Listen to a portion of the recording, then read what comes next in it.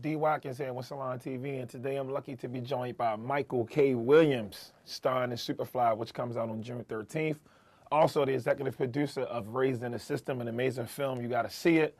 But you may know him from Omar as The Wire, and I gotta shout that out because it's a Baltimore connection. You know, I've been like Germany, and people ask like, "Hey, where you from?" And I say Baltimore. They're like The Wire. You know, so it's like a funny thing. But SuperFly was fun, man. It was dope. It was ill. Do you think it'll have the same impact as the original?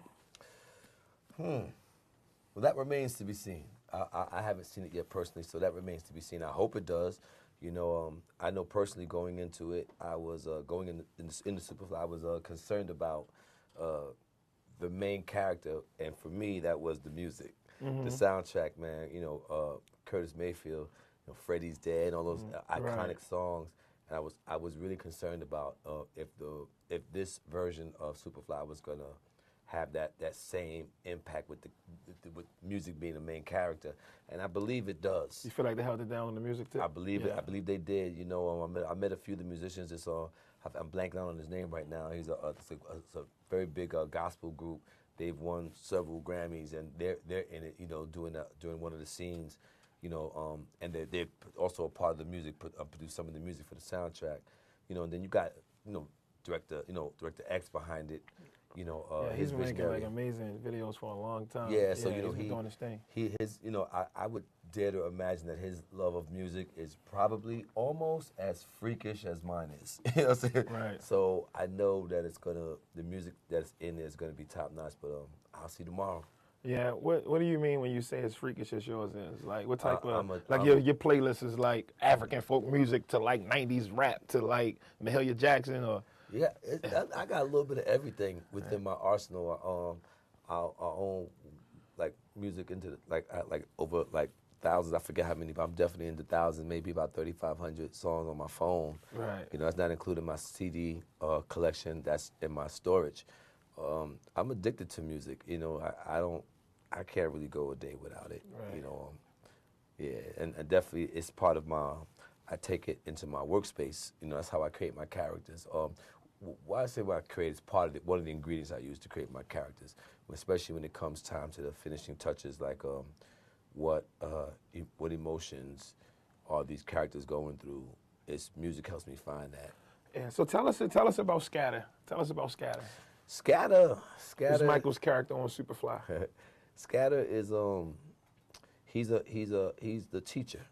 He's the mentor. He also brought priests into the game, and you know, like the old ancient story. At one point, the student becomes a teacher, and you know, he wants to do things his way, and you know, there's a conflict of interest there. The old way versus the new way, old school versus new school, and that's pretty much who Scatter is. He was a mentor of priests, and yeah, priest wants to do things his way. When I watch your films, like I watch your work, it always seems like, you know, like with Scatter, with Omar, with Chalky White, with Freddie Knight. Yeah. With Freddie Knight, it's always like you always give lessons. It's always like an OG talking to you, like somebody who's going to just give you like a real one-liner, and it just sums up all of the chaos into like one line. Is that you as a person?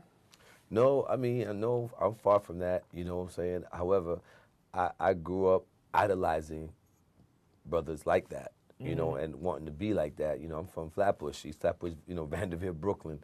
And I saw a lot of OGs, and I saw a lot of potential, you know, that got wasted, you know what I'm saying? So, but like a lot of my characters, the main ingredient I bring in, I would say, is compassion and empathy, you know, and you know, the human being aspect that you and I were talking about in regards to the doctor we'll get into later. I bring that same aspect into my character makeup because I grew in the hood. I got to see the other side of those people that how they may be depicted through their cases or on the news.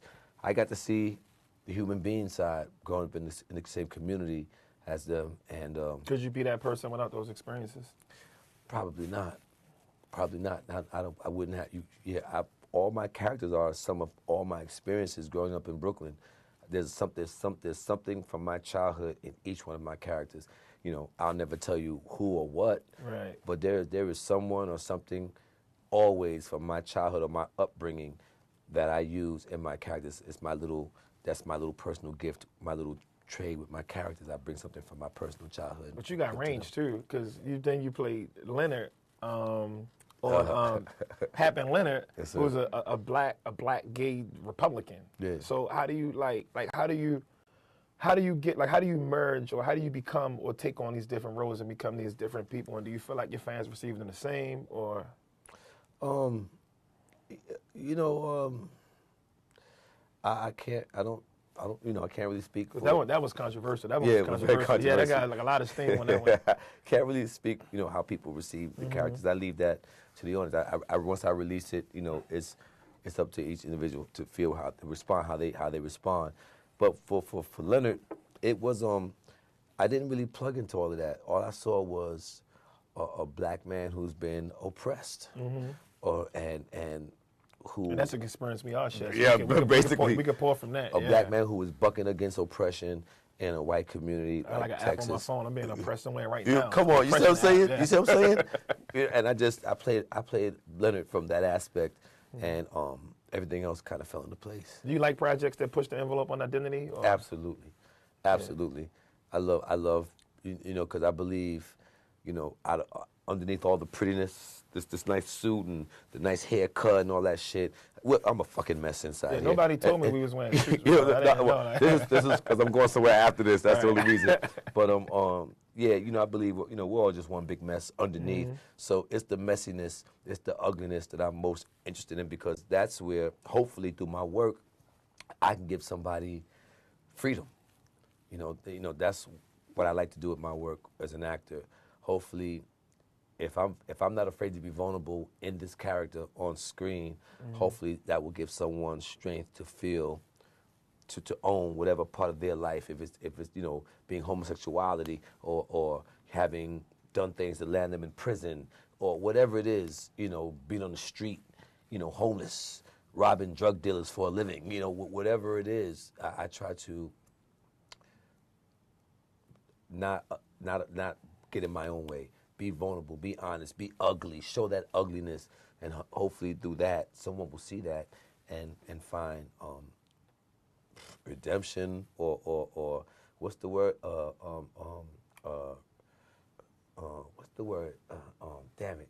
I mean, redemption work. Redemption works. We're gonna go with that. We're gonna go with that. Yeah, it's like as a writer, a lot of times I get the luxury Liberation. Liberation. There you go. As a writer, I get the luxury of just locking in on my ideas. I don't have to, I consider different worlds, but it's always my take on it, right? You have to go into these different worlds. So how do you separate yourself from some of the characters you play? Is it like a battle? Is it heavy? Or and I'm only asking because I heard you in another interview and you was talking about you was shaking up when you had to kill Stringer Bell in that third season of The Wire. So it's how do you? Puppy. Yeah. I was a puppy to the game, and I went a little deep with Omar. I didn't realize the work. I didn't really realize the work that I was doing until it had the post effect on me. I was like, oh wait, I'm in the deep end of the pool, emotionally speaking and character building, in regards to the character building that I had done over the span of 8 years, 5, because between all the hiatuses and everything, that character still stayed with me. So Omar was in my DNA for about 8 years. I shared a space with this one person, with this other person within my own psyche, and I didn't really know how to come out of that. Today, with my acting coach, Goldie Sammy, she introduced me to something called Dream Assignments, right? And it's basically, I'm tapping my subconscious, where I ask for the truth about a character to come to me, right? And in that, my psyche gets put aside. I put my ego, my Michael goes to the side, and I ask, for this character with love and respect to show me, reveal itself to me in however way it wants to. I speak to it, energetically speaking, and it's just something that's, hocus pocus, whatever. But you know what I'm saying? It works for me. It helps me to you know, the process of the dream assignment, it helps me to consciously make a decision to get out of my way. It's not about what Mike thinks this character is. I got to find out what is the truth for this character. Right. What is that? If I'm playing, you know, John Brown, it's not about what Michael Williams thinks John Brown is. I want to get as close to that truth as possible without my interpretation of it. And as much as little as that as possible as I could remove it from. Well, so many people love the characters that you play because they're always like so real, and I think you do a great job at like showing the human side. Like we hear about people caught up in the drug game in mainstream media, but they gloss over the fact that this man had a family, this man had people that loved him, this man liked cupcakes. You know what I'm saying? Yes. You get knocked off with a brick because you like not allowed to like cupcakes. You know what I mean? So I think you do a good job at showing that. But with Raised in the System, you took it to a different level because you actually putting us in front of real people who are not just being poisoned by the system, but who figured out ways to make a bad situation positive and get up out of it, while also challenging the country on what we need to be doing for prison reform. Yes, sir. So how did that project come about? Well, you know, when I went into that project, I was ignorant, right? I got invited by my mentor and brother Michael Skolnick. He was the go-between for me to get to the White House. I was invited with about 30 other people, artists, activists, and politicians. And we were called in a room adjacent to the Oval Office to speak with then President Obama about criminal justice reform. And Trump just had one with Kardashian. yeah. You know, and again, shout out to Mr. Alice Johnson, man. Welcome home, sister. And again, God bless you and your family. I've been on social media, just you know, trying to fight back the tears and seeing you run across that street. So, if anybody that knows Miss Alice Johnson, please tell her that Michael Williams from Brooklyn was extremely proud to see her come home, and just wanted to wish her well wishes. No, that's lovely. But anyway, so I left there, and I had all these feelings in me. I was like, what was I just doing? I'm just a dude from Brooklyn. I didn't go to school. Like, what do I know about the criminal justice? But something inside of me was like, yes, you do. Yes, the fuck you do, right? And so I leaned to Michael and said, what am I doing here? He said, well, Michael, it's usually the people closest to the problem are the ones closest to the solution. Boom, my light bulb went up. I said, oh, yeah. I said, Mike, you never been to jail. You never been to prison. You never did hard time. But, motherfucker, you've been visiting jails since you were 17 years old. My first visit was at Rikers Island. I was 17 years old. And I'm still making visits, you know what I'm saying? With all due respect to my brother, Jimmy Roseman, so I took my family, my nephew, Dominic, I took my cousin, Niven, and I took my sister and coworker, Felicia. I took their stories, and I said, what is this? I love these people. I have more people. My brother Daryl, my brother from another mother, Daryl. What is with why does this keep happening in my community so much? And and the producers from Vice, they took my stories of my friends and family, and they started to weave this thread of like, wait a minute, all of them were under a certain age when they committed their crimes, and all of them have this in common with families, and this and that, and this came from these types of neighborhoods.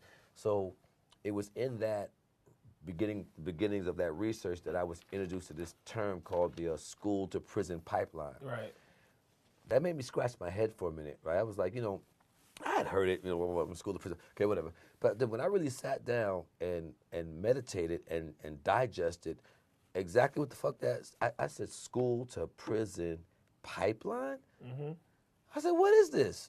It really is, it can't, is that really happening? Yeah. So it was on that journey that I began to go, and that's pretty much how Raised in the System got born. Yeah. Who do you think really needs to see that film the most?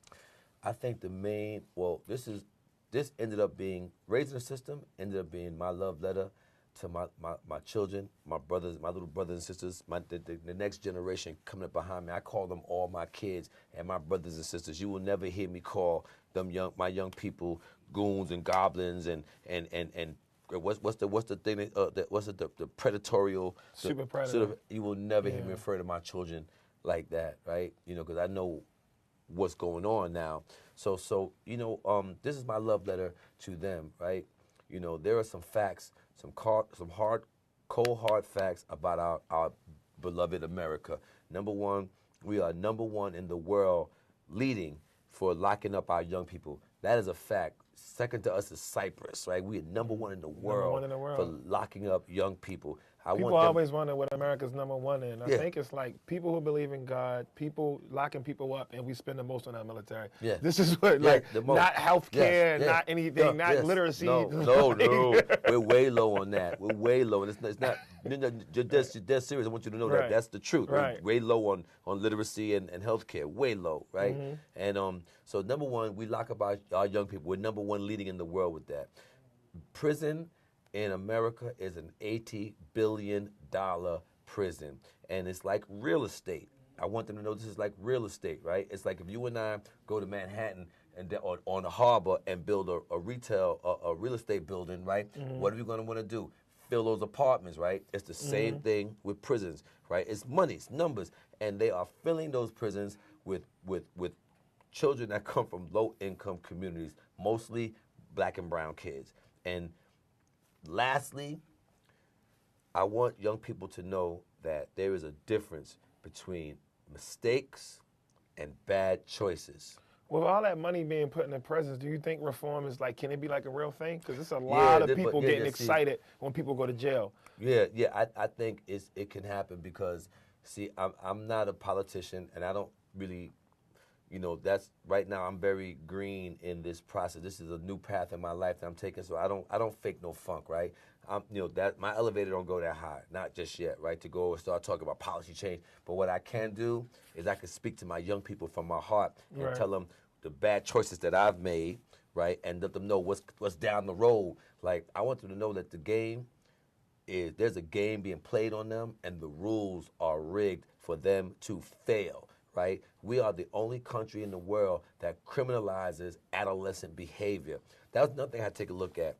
What is adolescent? What does the word adolescent mean? What is that word? It is a nice, pretty, scientific word for dumb shit. I mean, just raise it. Adolescent. You're now. Oh, he's an adolescent. That's good. You're gonna act like an ass. You're gonna do some dumb. You're gonna make some bad choices. But that's why I asked you who needs to say it, because I was thinking policymakers. Because if policymakers really, if they really can understand, No, but they do. No. But they do understand. Because I'm talking about the section where you had with the video game when their brains aren't fully developed. When I say they, I'm talking about the policymakers or what have you. They know this because why do you think car insurance is so expensive until you're 25? Exactly. They know that you're going to do some dumb shit behind the It's called your adolescent stage, right? The brain is not fully developed until you're 25, right?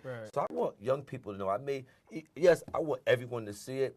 But this is my love letter to my children and, again, my young brothers and sisters coming up behind me, my young people in my community who are being preyed upon. I want them to know that the game is on, and they need to know that it's being played on them. They're being preyed upon, and they don't have the luxury of making bad choices, right? There are mistakes, and there's bad choices. I want young people to understand that, right? A mistake is, I'm so excited, I'm talking with my hands that I accidentally knocked this cup and spilled the water. Oh, my bad, I made a mistake. A bad choice is taking this cup and dousing you, because from your size, you probably knocked me the fuck out, right? I was like, you probably knocked my ass, I was skinny ass the fuck out. So that would be a mistake, right? To deliberately do something. I want people to know that with young people,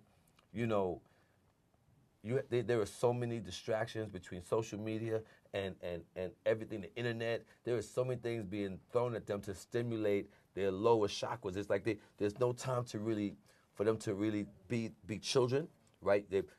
Our young people are dealing with massive trauma, right? So I want them to know that I'm not saying your life is you don't have nothing to be stressed out over. Yes, you do. There's a lot of our young people that's living in some really horrid conditions. We have to stop treating young people like the dust, because they're not. Well, they're not adults. And the they're research. Not. I think it's an amazing film, and I feel they're like people are gonna love it, and it's gonna change. It's gonna change. Like I hope so. But again, this is my love letter to empower our young people. I want them to know that no matter what their situation looks like, no matter how dire it is, the power is still in their hands, right? You see someone like me, and I never like to be like, look at me, I did it, but look at me. I mean, I made a lot of bad choices. You see these scars in my face? I didn't get this when I was selling Boy Scout cookies, right? I was out there making bad choices when I was young. I have a past that, I could have been dead. So, I'm not, I'm not saying that I don't understand what it is to make bad choices as a child. Right. What I am saying is, please wake up and smell the coffee. They are praying, they are hoping, there are people hoping and praying and banking on the fact that you will make a bad choice. Yeah, that's why I said I think it's such an important film. Tell everyone where they can see Raised in the System and where they can when SuperFly comes out. Well, Raised in the System is an HBO, is the first episode of the 6th season of Vice on HBO. But because HBO and Vice believe so much about this project, believe so much in this project, we put it out on YouTube for free. So if you go to YouTube right now, you can search in Raised in the System. It's 50 minutes out of your life. I guarantee you, you will not be disappointed. Yeah, he's not lying. Thank you for coming. Oh, wait a minute. SuperFly. SuperFly. June 13th, tomorrow, SuperFly. Be there or be square. Shout out to Jason Mitchell. Shout out to Trevor Jackson. My brothers. I see you tomorrow in Miami, boy. MIA, you ain't gonna never be the same.